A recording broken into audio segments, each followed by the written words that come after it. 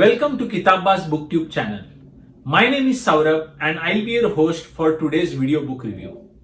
As the election season is around the corner in the US, where the presidential election is just around 2 months away from us, while I must clarify I do not have any political preferences or affiliation with either the Democrats or the Republicans, I am very certain that the US, being a democracy similar to my motherland India, people here will make sure to select and choose a president that they find most equipped and enabled to run this great nation of dreams and opportunities.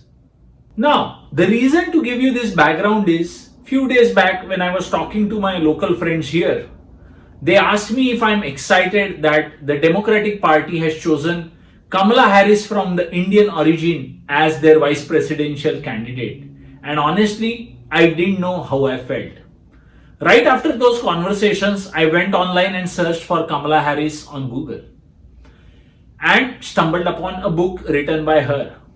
Quite naturally, I ordered that, and here I am presenting a review of that book, The Truths We Hold, An American Journey, written by Kamala Harris. The book begins with Kamala's childhood, and she was born and brought up in Oakland and Berkeley in the Bay. And her parents both being immigrants, her mother from India and her father from Jamaica. Soon after her parents' divorce, both Kamala and her younger sister Maya were brought up by her mother. And there's a lot of influence that her mother had on her life, which is shown all through the book. Kamala's childhood was also at a time when color-based social integration in the US was underway. And there's a mention that she was part of one such integration or desegregation exercise wherein she studied in a school where both black and white kids were together. All her childhood, Kamala was surrounded by people shouting, marching and holding protest to demand justice. Early in her life, Kamala knew that she wanted to become a prosecutor and be the voice of these people at the table.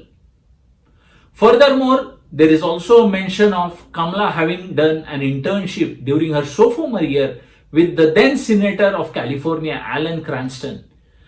Basically, looking back, it's very evident that she knew early in her life that politics, public matters and policy is something which is her true calling. Kamala started her career by working with the Alameda County District Attorney's Office, and having gained substantial experience there for over 8 years, she attempts a bar exam, which by the way she flunks during her first attempt. That reminds her of what her mother had always taught, which is never do anything half-assed. She tries again and in the second attempt clears the exam and then moves on to the San Francisco District Attorney's Office. There she ends up seeing a complete mess. The office which lacked intent and also any motivation to work for the people that it's supposed to serve. In her efforts, she soon realized that if she has to make a change in this office, she has to run for this office. With this thought, it marks her electoral debut and she decides to run for the office of San Francisco's District Attorney. The story around how she went about campaigning for the San Francisco District Attorney's election is both inspiring and in some ways also funny. So Kamala used to take an ironing board which would serve as her table and set up her stall outside grocery stores. Greet every shopper exiting from the store, make an introduction and ask for their support in the election. Knowing well that she would even settle if people would remember her name, Kamala. And as another person with Indian origin, I can totally relate with what she implied here. Again, imagine standing outside a grocery store and asking for a vote. I know I have seen Girl Scouts selling cookies, but then a district attorney candidate asking for a vote at a grocery store is indeed brave to me. And she did a great job with that. Finally, all her efforts and that of her supporters' efforts, she made it to the runoff and eventually became San Francisco's district attorney. Right after winning the DA's election, she swung into action and asked for people working in the DA's office as well as the homicide or the local police to be accountable for the people whom they are supposed to be serving. In doing so, she definitely also recognizes that she rubbed some people in a wrong way. And she was fine with it as long as she knew her intention was to do good for the society. Having grown up in a black background and being part of the legal system for years, Kamala soon launched a back on track program which was meant for juvenile criminals. And the idea here was to train them and transform them, and if they show promising results and also effort to transform themselves, their criminal records would be expunged. The maths for this really added up well, wherein the cost of training one person was around $5,000, whereas the cost of convicting anyone and keeping them in the jail was around $40,000 to $50,000 a year. More importantly, there is a mention of 70% of criminals getting back to jail within 3 years after their release from the jail. So the jail system seems to be acting with a strong magnetic pull. And Kamala's action with this back on track program seems to indicate that she is willing and thinking about impacting the society in a positive way where it makes the most difference and save the kids and young lives who could otherwise get ruined if they are caught early on with the jail system. As San Francisco's district attorney, Kamala also had a realization that she is not the first person to inherit a mismanaged office, and she focused her energy on doing whatever she could in her limited capacities.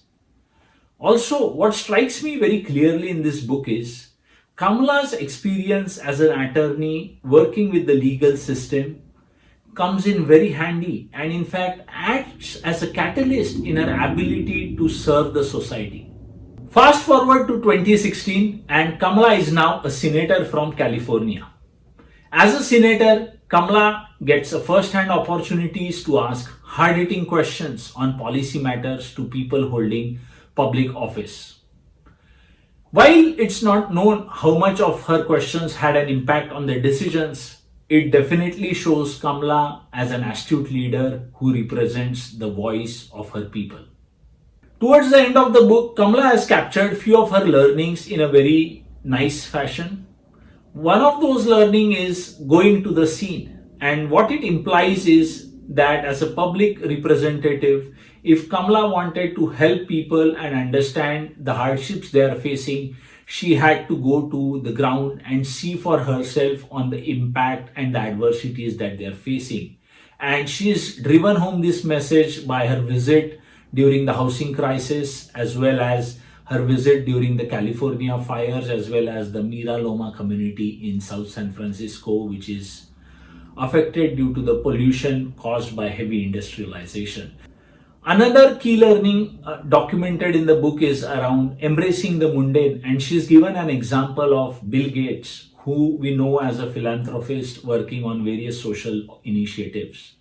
One such initiative that Bill Gates is following very diligently is focusing on the fertilizer industry, and he's doing that with an intent to end hunger from the world. And it's a very nice corollary, as fertilizers can help improve yields, and if we have more produce, then definitely we can feed more people on the earth.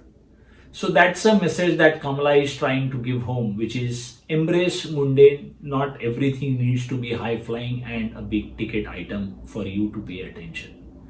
And the last learning which I'll emphasize from the book is around showing the maths, which is a term that she is again borrowed from her mother. And it implies that for any argument or any point that you want to make, you should have logic on your side. And if the logic or the maths adds up, then definitely you have no reason to back out, and be strong to your position and make sure that you make your message clear and understood to everyone. So what is my rating of this book? I'll give this book a 4-star rating. And I say so as I have read several biographies, largely of business tycoons, whereas this is a biography of a person in public life and in politics. So in business biographies, you typically see a tycoon achieving a peak and a multi-bagger event in his life. Whereas in this book, It's a steady rise of Kamala Harris that is shown right from her journey as a district attorney in San Francisco all the way to becoming a senator.